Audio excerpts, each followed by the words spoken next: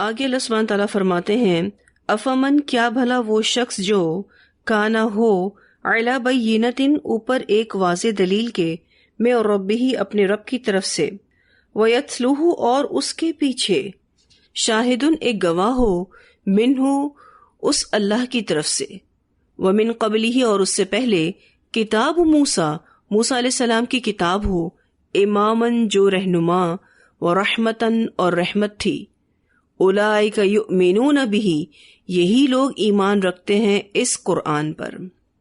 اللہ سبحانہ تعالیٰ فرماتے ہیں قرآن پر ان لوگوں کا ایمان ہے جو اپنے رب کی طرف سے دلیل پر ہوں۔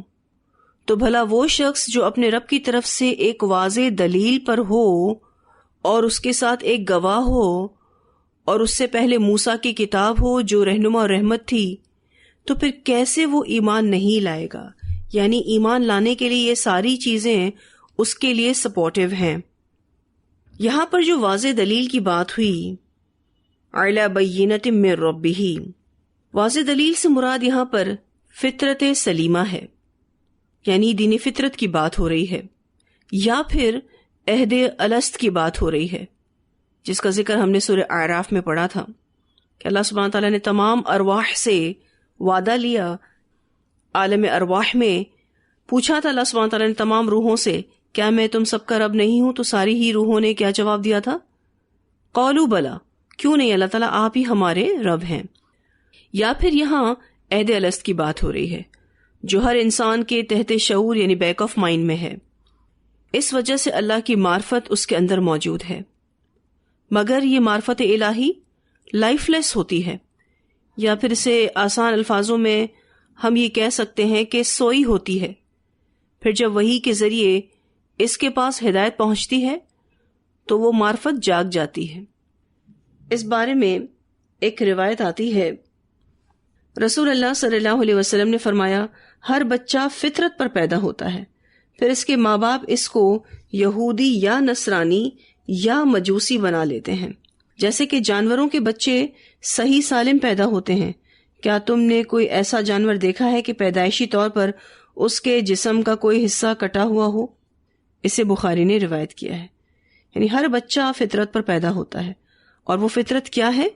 دین اسلام ہے۔ پھر یہ کہ اس کے پیرنٹس اس کو یہودی، نصرانی یا مجوسی بنا لیتے ہیں۔ پھر اگزامپل دی آپ صلی اللہ علیہ وسلم نے کہ جیسے جانوروں کے بچے تو بالکل صحیح سالم پیدا ہوتے ہیں، لیکن یہ کہ انسانی ہوتا ہے کہ اس کے جسم کا کوئی حصہ کاٹ دیتا ہے، جیسے کہ مشرکین کاٹا کرتے تھے، ان کے کان کاٹ دیتے تھے اور ان کے اوپر مارک کر دیتے تھے کہ یہ بتوں کے نام پر ہے۔ ایک اور روایت آتی ہے، رسول اللہ صلی اللہ علیہ وسلم نے فرمایا، اللہ تعالیٰ فرماتا ہے کہ میں نے اپنے تمام بندوں کو موحد پیدا کیا ہے، یعنی توحید پر پیدا کیا ہے، لیکن پھر شیطان آ کر انہیں ان کے دین سے بہکا دیتا ہے اور میری حلال کردہ چیزیں ان پر حرام کر دیتا ہے اور انہیں مجبور کرتا ہے کہ وہ میرے ساتھ انہیں شریک کریں جن کی میں نے کوئی دلیل نہیں اتاری۔ اسے مسلم نے روایت کیا ہے۔ تو یہاں اسی فطرت سلیمہ کی بات ہو رہی ہے جس کا ذکر ان احادیث میں بھی ہے کہ اللہ سبحانہ تعالیٰ نے ہر انسان کو فطرت پر پیدا کیا ہے، اور یہاں پر علی بینۃ سے مراد فطرت سلیمہ ہے۔ تو اس مقام پر اللہ تعالیٰ اپنے بندوں کا حال بیان فرما رہے ہیں کہ جو اس فطرت پر قائم ہے جس پر اللہ نے اپنے بندوں کو پیدا کیا ہے، کہ وہ اس بات کا اعتراف کریں کہ اللہ کے سوا کوئی معبود نہیں۔ یہاں اسی بات کا ہی ذکر ہو رہا ہے۔ تو منکرین اور کافرین کے مقابلے میں اہل فطرت اور اہل ایمان کا تذکرہ کیا جا رہا ہے۔ پھر فرمایا گیا کہ اس کے پیچھے آئے اللہ کی طرف سے ایک گواہ بھی، یعنی ایک سلیم فطرت شخص جس کو اپنے وجود اور کائنات میں موجود نشانیوں میں سے توحید کی واضح شہادت مل رہی تھی، جب اس کے پاس قرآن کی صورت میں اللہ کی طرف سے ایک گواہی بھی آ گئی تو یہ نور علی نور والا معاملہ ہو گیا۔ تو یہاں گواہ سے مراد قرآن ہے۔ تو جو شخص سلیم فطرت والا تھا اس نے اپنے آس پاس کائنات میں نشانیاں دیکھیں، ایون اپنے وجود میں بھی نشانیاں دیکھیں، اور پھر جیسے اس کے پاس قرآن آیا تو اس کے لیے ایمان لانا آسان ہو گیا۔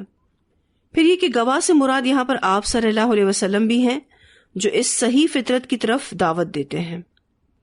پھر فرمایا کہ اور اس سے پہلے موسیٰ علیہ السلام کی کتاب یعنی قرآن سے پہلے تورات بھی موجود تھی، یعنی یہ کتاب موسیٰ بھی قرآن پر ایمان لانے کی طرف رہنمائی کرنے والی ہے۔ پھر ایسا سلیم فطرت شخص کیوں کر ایمان نہیں لائے گا؟ کیا ایسے شخص کے ایمان لانے میں کوئی چیز رکاوٹ بن سکتی ہے؟ پھر اگر کوئی ایمان نہ لائے تو اس کا انجام برا ہوگا۔ اللہ سبحانہ تعالیٰ فرماتے ہیں وَمَن یکفر بہ، اور جو کوئی کفر کرے ساتھ اس کے، من الاحزاب گروہوں میں سے، فالنار موعدہ، تو آگ اس کی وعدہ گاہ ہے۔ ان تمام چیزوں کے باوجود بھی اگر کوئی ایمان نہ لائے تو اس کے لیے جہنم ہی ٹھکانہ ہے۔ تو جو بھی اب اس کتاب کا منکر ہوگا، چاہے وہ مشرکین میں سے ہو، کفار میں سے ہو یا اہل کتاب میں سے ہو، ان کا ٹھکانہ جہنم ہی ہے۔ جس نے فطرت کو مسخ کیا، رسول اللہ صلی اللہ علیہ وسلم کو اور قرآن کو نہ مانا، تو ان کے لیے آگ ہے۔ ایک روایت آتی ہے نبی اکرم صلی اللہ علیہ وسلم نے فرمایا، اس ذات کی قسم جس کے ہاتھ میں میری جان ہے، اس امت میں سے جو بھی یہودی یا نصرانی میرے متعلق سن لے اور پھر مجھ پر ایمان نہ لائے، وہ جہنمی ہے۔ اسے مسلم نے روایت کیا ہے۔ تو ساری زمین پر جتنے بھی لوگ ہیں، خواہ وہ مشرک ہوں یا کافر ہوں یا اہل کتاب ہوں یا پھر انسانی معاشرے کے کسی بھی طبقے سے یا جنس سے ان کا تعلق ہو، ان کا کوئی بھی رنگ ہو، کوئی بھی شکل ہو، انہیں قرآن کی دعوت پہنچ جائے اور وہ اس کا انکار کریں تو ان کا ٹھکانہ جہنم ہے۔ پھر فرمایا فَلَا تَکُوا فِی مِرْیَةٍ مِّنْہُ، پس نہ آپ ہوں کسی شک میں اس سے، اِنَّهُ الْحَقُّ مِن رَبِّکَ، بے شک وہ قرآن حق ہے آپ کے رب کی طرف سے، وَلَٰكِنَّ، اور لیکن، اکثر الناس، اکثر لوگ، لا یؤمنون، ایمان نہیں لاتے۔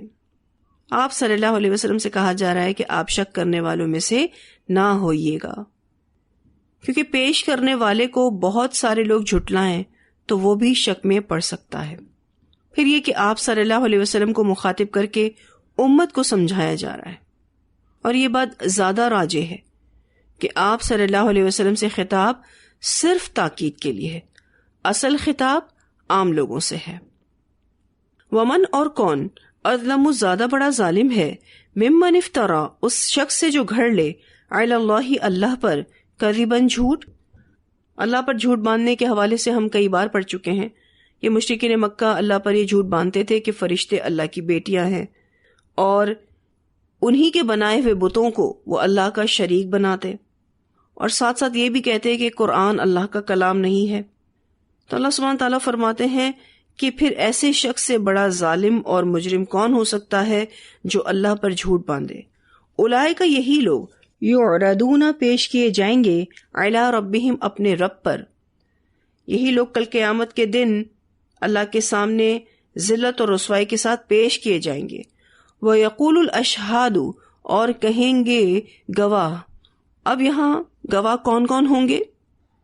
نمبر 1 فرشتے، پھر انبیاء بھی گواہ ہوں گے، اسی طرح اہل ایمان بھی گواہی دیں گے، پھر اسی طرح سے ان مجرموں کے اعضاء بھی گواہی دیں گے۔ وَيَقُولُ الْأَشْهَادُ، اور کہیں گے گواہ، ہَؤُلَاءِ، یہ ہیں، الَّذِينَ، وہ لوگ جنہوں نے، کذبوا، جھوٹ بولا، علی ربہم، اپنے رب پر۔ یہ تمام گواہ ان کے خلاف گواہی دیں گے۔ الا، خبردار، لعنت اللہ، اللہ کی لعنت ہے، علی الظالمین، اوپر ظالموں کے۔ کل قیامت کے دن پھر جب یہ اللہ کے سامنے پیش ہوں گے اور ان کے خلاف گواہیاں کھڑی ہوں گی، اور وہ گواہیاں یہ بتائیں گی کہ انہوں نے اللہ کے اوپر جھوٹ باندھا، تو اللہ سبحانہ تعالیٰ کہے گا کہ ظالموں پر اللہ کی لعنت ہو۔ یہ معاملہ ایسے گناہگار لوگوں کے ساتھ کیا جائے گا جو اس قرآن کو نہیں مانتے، جو رسول اللہ صلی اللہ علیہ وسلم کو نہیں مانتے۔ دوسرے جو گناہگار مومن ہوں گے ان سے اس قسم کی سختی نہیں ہوگی۔ اس بارے میں ایک روایت آتی ہے، صفوان بن محضر رحمہ اللہ بیان کرتے ہیں کہ ایک دفعہ میں سیدنا عبداللہ بن عمر رضی اللہ عنہما کے ساتھ ان کا ہاتھ تھامے ہوئے چل رہا تھا کہ ایک شخص آپ رضی اللہ تعالیٰ عنہ کے پاس آیا اور پوچھنے لگا، آپ نے رسول اللہ صلی اللہ علیہ وسلم سے قیامت کے دن کی سرگوشی کے بارے میں کیا سنا ہے؟ آپ رضی اللہ تعالیٰ عنہ نے فرمایا میں نے سنا رسول اللہ صلی اللہ علیہ وسلم نے فرمایا اللہ عز و جل مومن بندے کو اپنے قریب کرے گا یہاں تک کہ اس پر اپنا سایہ کر دے گا اور اسے لوگوں کی نگاہوں سے چھپا لے گا اور اسے اس کے گناہوں کا اقرار کرائے گا کہ کیا تجھے اپنا فلاں گناہ یاد ہے اور کیا فلاں بھی یاد ہے؟ وہ بندہ کہے گا ہاں اے میرے رب۔ آخر جب وہ اپنے گناہوں کا اقرار کر لے گا اور اسے یقین آ جائے گا کہ بس اب ہلاک ہوا، تو اس وقت ارحم الراحمین فرمائے گا میرے بندے میں دنیا میں تیرے عیبوں پر پردہ ڈالتا رہا، سن آج بھی انہیں تیرے لیے بخشتا ہوں۔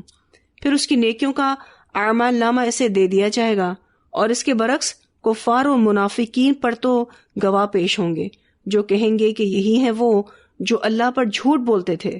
یاد رہے کہ ان ظالموں پر اللہ کی لعنت ہے۔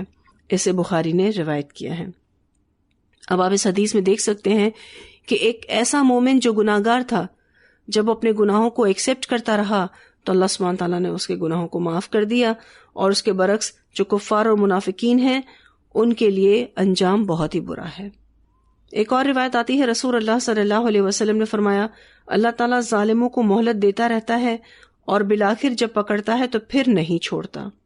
اسے بخاری نے روایت کیا ہے۔ پھر اللہ سبحانہ تعالیٰ فرماتے ہیں الذین، وہ لوگ ہیں جو یصدون عن سبیل اللہ، روکتے ہیں اللہ کے راستے سے۔ یہ جو ظالم ہیں، یہ ظالم کیسے ہیں؟ یہ اللہ کے راستے سے لوگوں کو روکنے والے ہیں۔ وَيَبْغُونَهَا، اور تلاش کرتے ہیں اس میں عوجاً ٹیڑھپن۔ ایسے لوگ اللہ کے دین میں ٹیڑھپن تلاش کرتے ہیں، اسلام کے احکامات کی عیب چینی کرتے ہیں، اس میں برائیاں نکالتے ہیں، بات کا مطلب کچھ اور نکالتے ہیں، مس لیڈ کرتے ہیں، جو بات ہو وہ چھپا جاتے ہیں اور کوئی دوسرا مطلب نکالتے ہیں۔ وہم، اور وہ بالآخرتی، ساتھ آخرت کے، ہم کافرون، وہ انکاری ہیں، یعنی آخرت کے قائم ہونے کا انکار کرتے ہیں۔ ان کے دل آخرت کے منکر ہیں، اس لیے ان کی عقلوں پر پردہ پڑا ہوا ہے۔ اب یہاں ان ظالموں کی وضاحت کی جا رہی ہے کہ پہلے پہل تو وہ اللہ کے راستے سے روکنے والے ہیں۔ دوسروں کو اللہ کے راستے سے کیوں روکا جاتا ہے؟ اس کی پہلی وجہ یہ ہے کہ خود عمل نہیں کرنا چاہتے تو یہ چاہتے ہیں کہ دوسرے بھی عمل نہ کریں، یعنی دونوں ہی عمل میں برابر ہو جائیں۔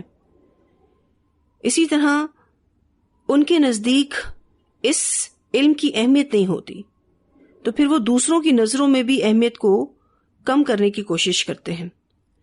پھر اسی طرح سے دین سے بدل کرنے کے لیے، پھر اسی طرح سے حقائق کو چھپانے کے لیے۔ تو اللہ سبحانہ تعالیٰ فرماتے ہیں الذین یصدون عن سبیل اللہ، وہ لوگ ہیں جو روکتے ہیں اللہ کے راستے سے۔ پھر فرمایا وَيَبْغُونَهَا عِوَجًا، اور تلاش کرتے ہیں اس میں ٹیڑھا پن، یعنی حق کی تعلیمات اور ہدایت کے راستے پر خواہ مخواہ اعتراضات کرتے ہیں تاکہ لوگ اس راستے پر نہ چلیں۔ حق کی اتباع اور ہدایت کے راستے سے روکتے ہیں جو اللہ تک پہنچاتا ہے، اور اس طرح انہیں جنت سے محروم کر دیتے ہیں۔ اس کی مثال ہم پردے کے احکامات کے حوالے سے لے سکتے ہیں کہ لوگ پردے کے احکامات پر طعنہ دیتے ہیں، کرٹیسائز کرتے ہیں، پھر اسی طرح سے مردوں کی 4 شادیوں پر اعتراض کرتے ہیں، دین کی باتوں پر ایسی ڈسکشن کرتے ہیں کہ دین پر عمل کرنا مشکل لگتا ہے۔ جیسے کہ میں نے آپ سے ذکر کیا کہ اسلام کے احکامات میں عیب چینی کرتے ہیں، برائی کرتے ہیں اسلام کی، بات کا مطلب کچھ اور نکالتے ہیں، جو بات ہو وہ چھپا جاتے ہیں اور کوئی دوسرا مطلب نکالنے لگتے ہیں۔ اب ہم سب نے اپنے اوپر بھی غور کرنا ہے کہ کہیں ہم اللہ کے دین میں ٹیڑھپن تلاش تو نہیں کرتے، لوگوں کو اللہ کے راستے سے روکتے تو نہیں ہیں۔ بالفرض آپ کسی دوست سے صرف اتنا کہہ دیں کہ میں قرآن پڑھ رہی ہوں، اس کی تجوید تو بہت ہی مشکل ہے، پھر ترجمے کی بات کرو تو وہ تو اور مشکل ہے، پھر وہاں تو ٹیسٹ بھی ہوتے ہیں ٹرانسلیشن کے، اتنا مجھے مشکل لگتا ہے، لیکن پھر بھی میں کر لیتی ہوں۔ پھر یہ کہ اسائنمنٹس ملتے ہیں، بہت مشکل ہے بھائی. اب آپ نے تو کہہ دیا، سامنے والا اس بات کو سن کر قرآن کی تعلیم کی طرف آئے گا؟ آپ نے تو جسٹ اپنی پرابلم کو شیئر کیا تھا. ہو سکتا ہے آپ کو پرابلم ہو رہی ہو تجوید پڑھنے میں، ترجمہ یاد کرنے میں، اسی طرح سے اسائنمنٹ کرنے میں، یا پھر کلاس میں آنے میں. کوئی بھی پرابلم آپ کو ہو رہی تھی، آپ نے اس کو ایسے بندے کے ساتھ شیئر کر لیا جو قرآن نہیں پڑھ رہا، تو پھر وہ کیا کرے گا؟ وہ آئے گا قرآن پڑھنے کی طرف؟ وہ تو نہیں آئے گا. وہ کہے گا اتنی مشکلات ہیں. تو کیا پھر ہم اس طرح کی باتیں کر کے الذین یصدون عن سبیل اللہ میں نہیں آتے؟ ہم بھی پھر ان میں آ جاتے ہیں. تو ہم سب کو اپنا جائزہ لینا ہے کہ ہم کیا کیا بولتے ہیں. پھر یہ کہ ہمارے اعمال جو نافرمانی پر مبنی ہوتے ہیں وہ بھی لوگوں کو دین سے روکنے والے بن جاتے ہیں، یا پھر ہمارے رویے جو اسلام کی تعلیمات سے ہٹ کر ہوتے ہیں وہ بھی دوسروں کو دین سے روکنے کا سبب بنتے ہیں. تو ہم سب نے اپنا جائزہ لینا ہے، اور جہاں غلطی محسوس ہو وہاں اصلاح کرنی ہے. کیونکہ ایسا اکثر ہوتا ہے کہ دیندار لوگوں کی غفلتیں، نافرمانیاں، سستی، کوتاہیاں، بد اخلاقیاں دین کو بڑا نقصان پہنچاتی ہیں. لوگ کہتے ہیں کہ ایسے ہوتے ہیں دیندار لوگ، اس سے تو ہم ہی اچھے ہیں. یہاں پھر اللہ سبحانہ تعالیٰ فرماتے ہیں وَهُمْ، اور وہ، بالآخرتی، ساتھ آخرت کے، ہم کافرون، وہ انکاری ہیں. پھر وہ آخرت کے انکاری ہیں، یعنی ان کا حال یہ ہے کہ وہ آخرت کے انکاری ہیں، دل آخرت کے منکر ہیں، اسی لیے ان کی عقلیں کام نہیں کرتی. اولئک، یہی لوگ، لم یکونوا، نہ وہ ہوئے، معجزین، عاجز کرنے والے، فی الارض، زمین میں، وما کانا، اور نہیں تھا، لہم، ان کے لیے، من دون اللہ، اللہ کے سوا، من اولیاء، کوئی مددگار. اب مسلمانوں کو بہت اذیت دی جا رہی تھی مکہ میں، حالات بہت خراب تھے، تو علل اعلان بتایا جا رہا ہے کہ اللہ کے پیغام کو کوئی نہیں روک سکتا.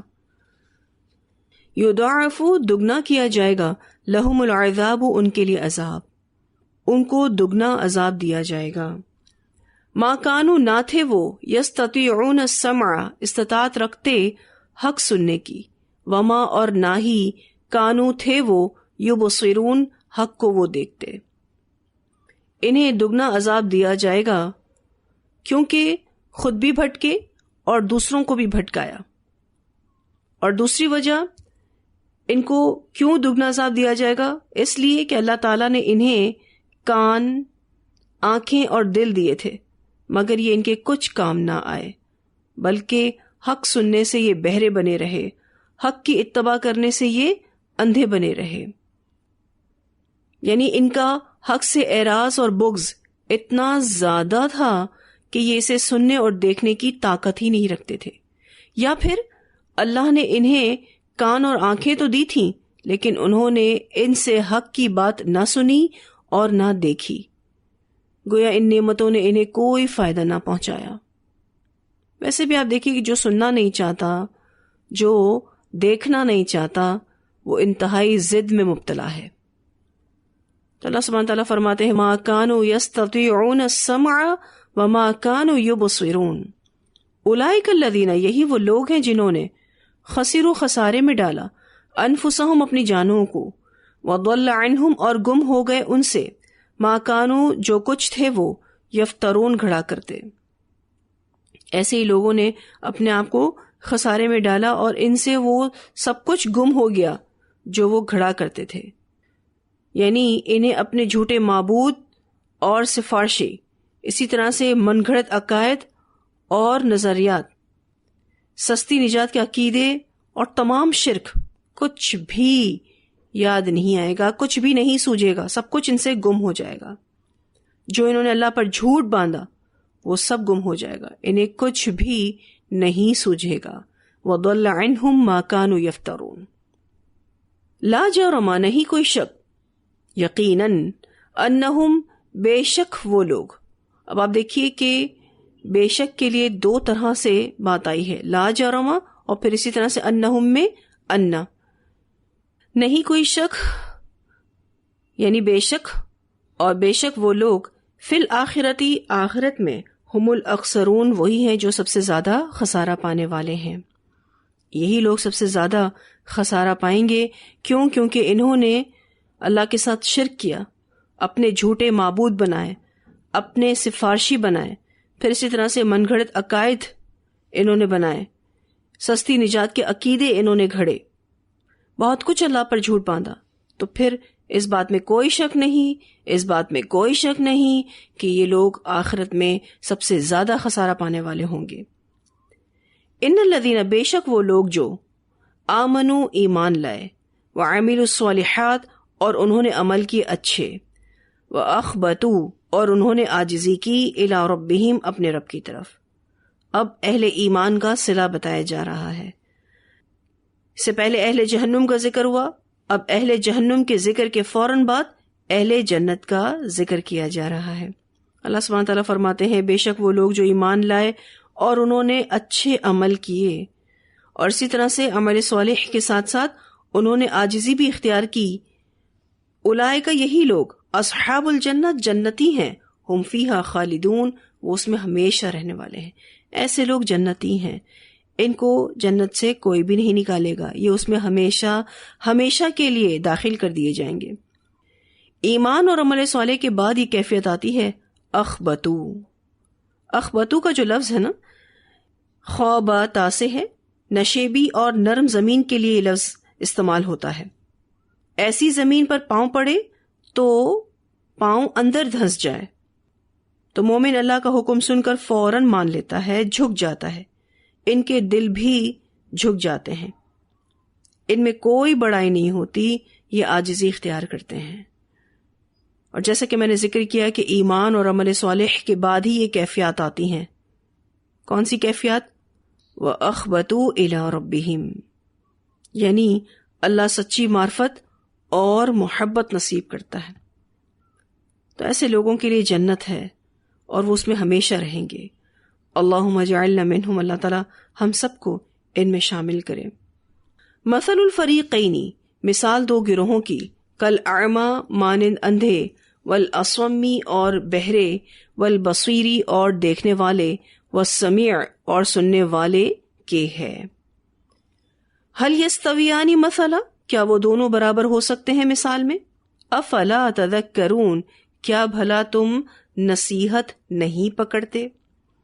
پچھلی آیات میں مومنین اور کافرین کا ذکر فرمایا گیا. اب اس آیت میں دونوں کی مثال بیان کی جا رہی ہے تاکہ حقیقت کو واضح کیا جائے. فرمایا کہ ایک کی مثال اندھے اور بہرے کی طرح ہے اور یہ کافر کی مثال ہے، اور دوسرے کی مثال دیکھنے والے اور سننے والے کی طرح ہے اور یہ مومن کی مثال ہے. کافر دنیا میں حق کو دیکھنے سے محروم رہا اور آخرت میں نجات کے راستے سے غافل رہا. اس طرح حق کے دلائل سننے سے محروم رہا اور ایسی باتوں کو سننے سے بھی محروم رہا جو اس کو فائدہ پہنچانے والی تھیں. اس کے برعکس ایک مومن سمجھدار اور حق کو دیکھنے والا ہوتا ہے، حق اور باطل کے درمیان تمیز کرنے والا ہوتا ہے. اس لیے وہ خیر اور حق کی پیروی کرتا ہے، دلائل کو سنتا ہے اور ان دلائل کے ذریعے اپنی کنفیوژنز کو دور کرتا ہے، خود کو غلط چیزوں سے بچاتا ہے. تو اللہ سبحانہ تعالیٰ فرماتے ہیں هل یستویان مثلا، تو کیا یہ دونوں برابر ہو سکتے ہیں؟ مثال کے اعتبار سے، انجام کے اعتبار سے، کیا دونوں کا حال ایک جیسا ہے؟ تو کیا تم نصیحت نہیں پکڑتے؟ کیا تم اس مثال سے سبق حاصل نہیں کرتے؟ افلا تذکرون. کتنا اہم سبق ہمیں دے دیا گیا. ہمیں یہ بتا دیا گیا کہ دو طرح کے لوگ ہیں، دو طرح کے گروپس ہیں. تم نے کس میں ہونا ہے یہ دیکھ لو. کیا تم چاہتے ہو کہ تم اندھے اور بہروں کی طرح زندگی گزارو، یا پھر تم دیکھنے والے اور سننے والے کی طرح زندگی گزارنا چاہتے ہو؟ ہم دنیا میں بھی اپنے بچوں کو اکثر یہ کہتے ہیں کہ بیٹا دیکھ کر ہر کام کرنا، دیکھ کر چلنا، دیکھو دیکھ کر معاملہ کرنا، اچھے سے کسی بھی چیز کو دیکھ لینا، سن لینا. دین کے معاملے میں ہمارا رویہ ایسا کیوں نہیں ہے کہ ہر دلیل کو ہم دیکھنے والے ہوں. پھر یہ کہ ان دلائل کے ساتھ اپنے شک اور شبے کو دور کرنے والے ہوں، غلط چیزوں سے خود کو بچانے والے ہوں، خیر کی اور حق کی پیروی کرنے والے ہوں. جب بھی ہم اپنے آپ کو اس اعتبار سے متحرک رکھیں گے، ڈیفینیٹلی اللہ تعالیٰ آپ کو حق دکھائے گا. آپ کے اندر اور میرے اندر تڑپ ہونی چاہیے حق کو پانے کی، حق کو سمجھنے کی، حق پر عمل کرنے کی. تو انشاءاللہ اللہ تعالیٰ ہمیں ضرور حق دکھائے گا.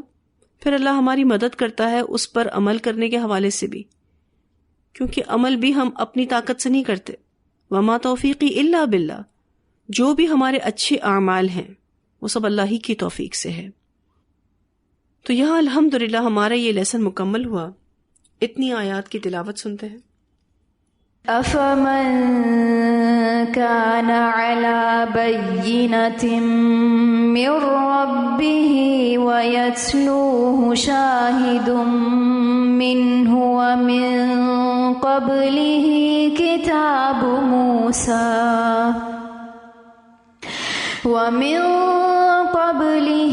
كِتَابُ مُوسَى إِمَامًا وَرَحْمَةً أُولَئِكَ يُؤْمِنُونَ بِهِ وَمَن يَكْفُرْ بِهِ مِنَ الْأَحْزَابِ فَالنَّارُ مَوْعِدُهُ فَلَا تَكُ فِي مِرْيَةٍ مِّنْهُ إِنَّهُ الْحَقُّ مِنْ رَبِّكَ وَلَكِنَّ أَكْثَرَ النَّاسِ لَا يُؤْمِنُونَ. وَمَنْ أَظْلَمُ مِمَّنِ افْتَرَى عَلَى اللَّهِ كَذِبًا أُولَئِكَ يُعْرَضُونَ عَلَى رَبِّهِمْ وَيَقُولُ الْأَشْهَادُ هَؤُلَاءِ الَّذِينَ كَذَبُوا عَلَى رَبِّهِمْ أَلَا لَعْنَةُ اللَّهِ عَلَى الظَّالِمِينَ الَّذِينَ يَصُدُّونَ عَن سَبِيلِ اللَّهِ وَيَبْغُونَهَا عِوَجًا وَهُم بِالْآخِرَةِ هُمْ كَافِرُونَ. أُولَئِكَ لَمْ يَكُونُوا مُعْجِزِينَ فِي الْأَرْضِ وَمَا كَانَ لَهُم مِّن دُونِ اللَّهِ مِنْ أَوْلِيَاءَ يُضَاعَفُ لَهُمُ الْعَذَابُ مَا كَانُوا يَسْتَطِيعُونَ السَّمْعَ وَمَا كَانُوا يُبْصِرُونَ. أُولَئِكَ الَّذِينَ خَسِرُوا أَنفُسَهُمْ وَضَلَّ عَنْهُمْ مَا كَانُوا يَفْتَرُونَ. لَا جَرَمَ أَنَّهُمْ فِي الْآخِرَةِ هُمُ الْأَخْسَرُونَ. إِنَّ الَّذِينَ آمَنُوا وَعَمِلُوا الصَّالِحَاتِ وَأَخْبَتُوا إِلَى رَبِّهِمْ أُولَئِكَ أَصْحَابُ الْجَنَّةِ هُمْ فِيهَا خَالِدُونَ.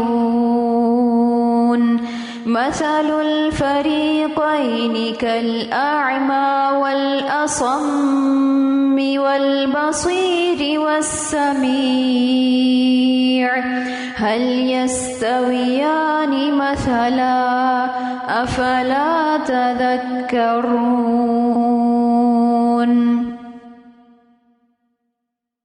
تو واضح ہی ساری آیات. الحمدللہ. وآخر دعوانا الحمد للہ رب العالمین. سبحانک اللہم وبحمدک نشہد ان لا الہ الا انت نستغفرک ونتوب الیک.